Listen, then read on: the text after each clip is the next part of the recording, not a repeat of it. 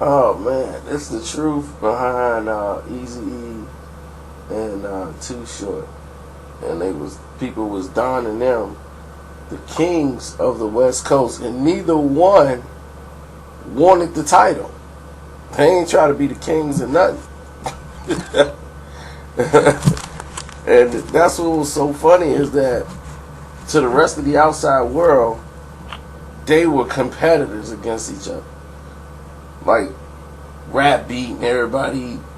When N.W.A blew up, Too Short was blowing up at the same time. So it looked like Too Short just came out, and so did them. But Too Short been around since like 85. So for them, he just went nationwide. Then Born to Mac ended up becoming nationwide. They ended up releasing that. But Life is Too Short put them on the map. And once they was on the map, it was over. Then came the tour when the best year in hip hop probably to this date was '88. And when you went to see a tour back then, so where was this? But when they got ready to do the tour, you had about 10 acts. If you missed the opening act, you didn't miss some of the greatest rap probably ever to form.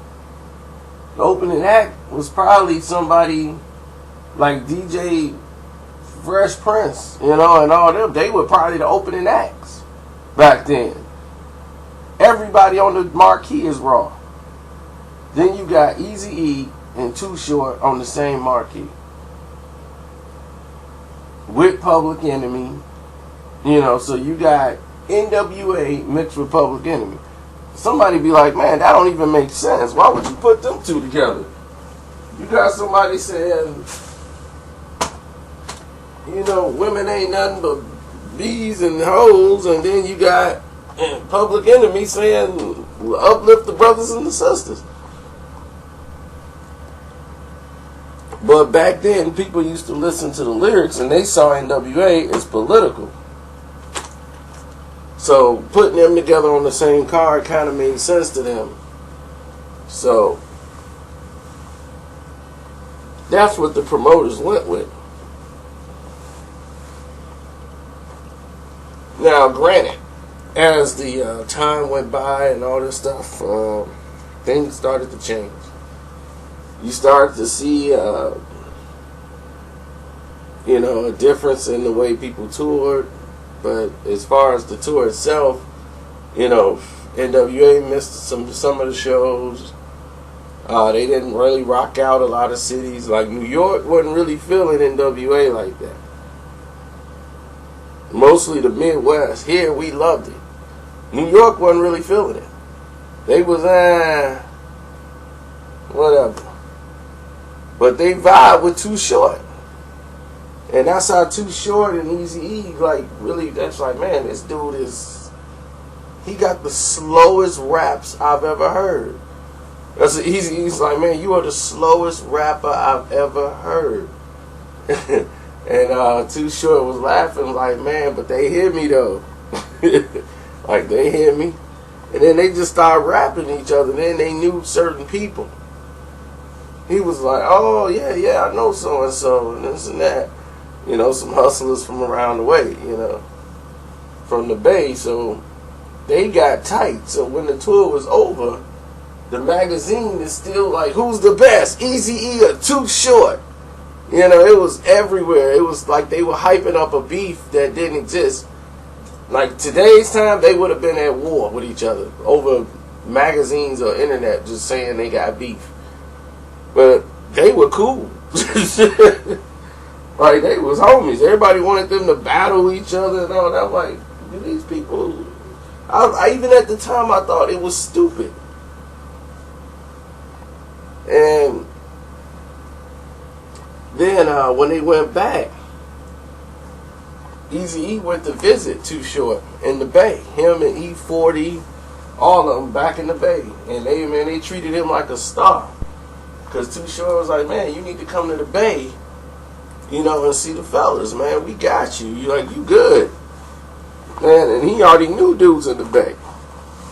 So they used to come out there and kick it. And he's like, man, come on, when y'all do a show in the Bay, come on and stop by and we'll do it. And they did it, man. They did a show in the Bay, turned it out, had all the people come out. Then something happened during that time. Oh yeah, the rumor was Too Short got killed. And see, there's no internet, so you gotta imagine how that news traveled. That news traveled all the way around the globe. And it was like, man, Too Short dead. It's like, what? Too Short is dead. It's like, yeah, man. And there was nobody to confirm it. It wasn't going to be on television. It wasn't anything. So you like, man, waiting to see if it showed up anywhere, and no one could find it. And it was like, man, is he dead? Is he alive? What's going on? Like, I don't know. I heard he got shot. So he walked in the house, somebody just shot him in the head. And it was somebody else. It wasn't Too Short that happened to. How did it end up being Too Short? I have no idea. But Eazy-E thought like, man, I wish I'd have thought of that. He's like, that was one of the greatest marketing I've ever seen. And when your album Short Dog in the House came out, Eazy was so impressed by that. Because Short Dog in the House came out and everybody was like, Too Short, this is the last album. This must be his last album because he got shot in the head. He did. So everybody was rushing to buy Short Dog in the House. And then it gets to the song where Too Short said, I heard it was a rumor Too Short was dead. Walked in the house and got shot in the head. I know you don't believe it. If you do, you wrong. How could I die rocking all night long? Killed it. Killed the whole everything. And see, that was one of the things that he was like, see, now that's the kind of talent I need to work with. So he was trying to work with Too Short. But Too Short had problems with his record label, and they weren't giving him the money that they promised him. And Eazy-E was giving him pointers and telling him, no, this is what they're going to do. This is what they're going to say. And he's like, we made these guys rich, and they don't want to give us any of the money that we're making, and so we can make money for ourselves. You would think they'd say, man, if it wasn't for you, but they not. they just want to take. And now that they got on, they don't need you no more. They just grabbing everybody else. And it's like, forget you, you old news. So he's like, you got to get yours while you in it. So they started bringing up rappers together, like Rappin' Forte, who was cool with both sides.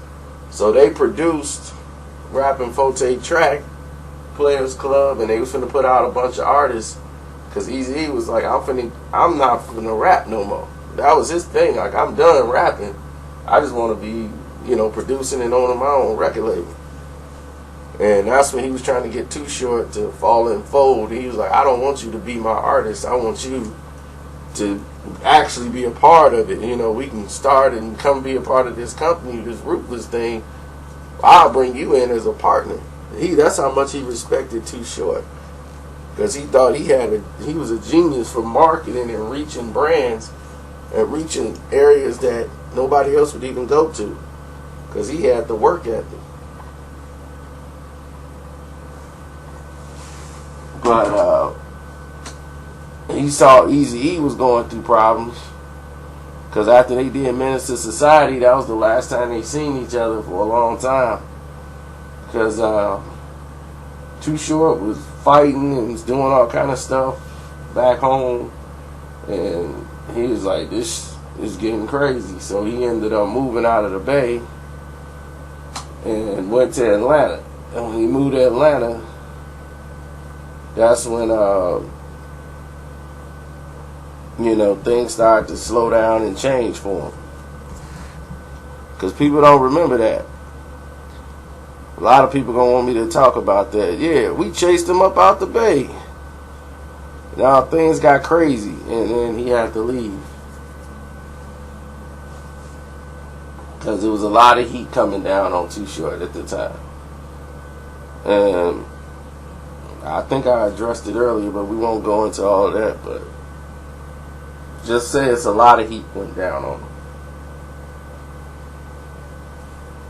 Now, he's talking to his record label and telling them, look, you got to pay me my money or I'm out of here. But while he was doing this and recording the album and moving, he told Eazy-E, like, and all the rest of them, like, I'm up. You know, like, I'm moving out of the West Coast. I'm going to Atlanta, man. I'm getting out of here. It's too crazy. He's like, it's changed. It ain't the same no more. And Eazy told him, like, man, no, you could come live in Compton. Like, really, you could live in Compton and be good if you wanted to. But he was like, nah, I got this spot. He's like, the game is changing. He's like, after I didn't travel the world, he's like, there's some other spots I need to be at that's good for my business. And he moved to Atlanta. And when he moved to Atlanta, the only person there was Eric Sermon. And it wasn't none of this craziness. Everything was smooth. Everything was about being cool with each other. People spoke, said hi. It was just the way he used to remember it when he was back in the Bay.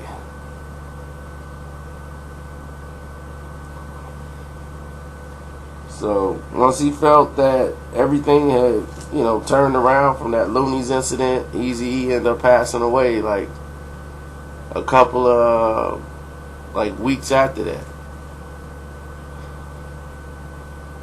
So at least he had gotten sick. But the last time I know anybody told me like they physically met each other or seen each other was during the Menace to Society shooting. And around that time they was filming Menace.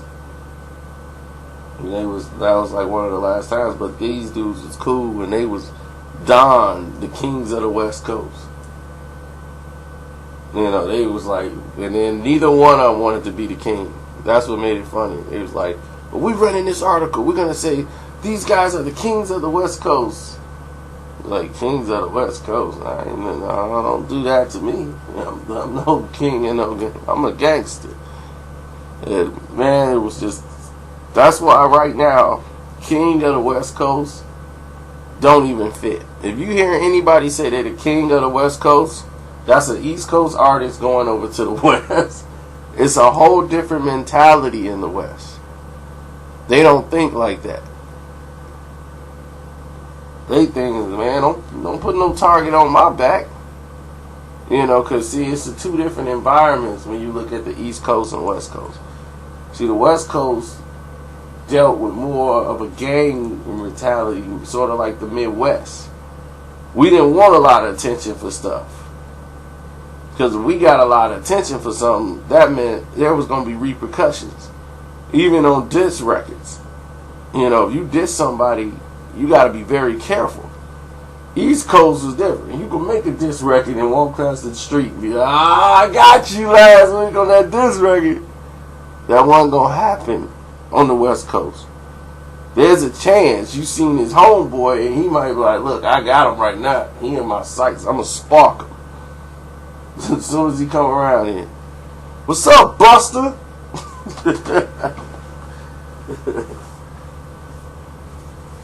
Man, this dude talking a whole lot of unnecessary manners. These busters, man. That West Coast lingo is something else, boy. I never heard the word squabble before until it's like, man, we squabble with them. Squabble. I'm like, squabble. That sound right? Sound like I heard it a long time ago. Like in school. But it's like real proper. But it's like real proper slang, but they really like mean it. Man, he's really trying to antagonize and stress me right now, homie. And I really feel like I need to take a moment and digest what really just happened here.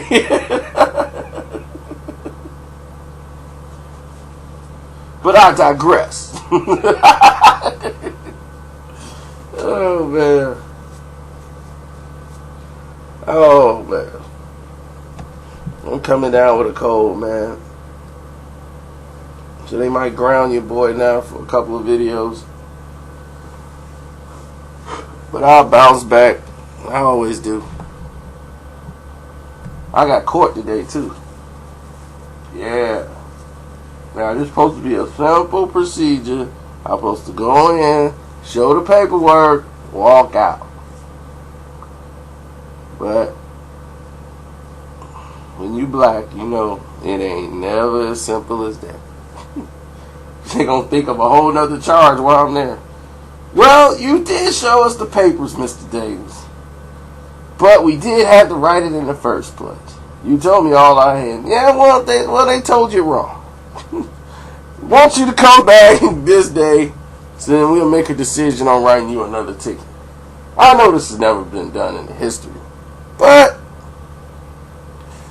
I got a feeling that there's something here.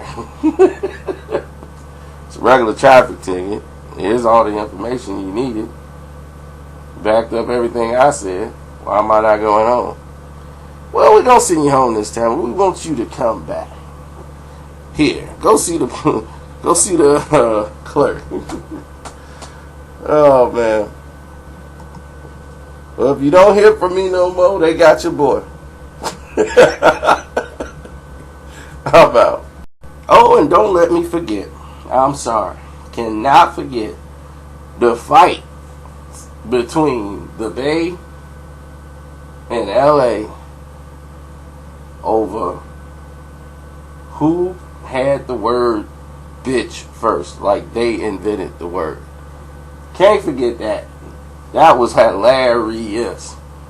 Eazy-E stole that from Too Short. Too Short always say, bitch. Man, Eazy-E always say it. And he say it better.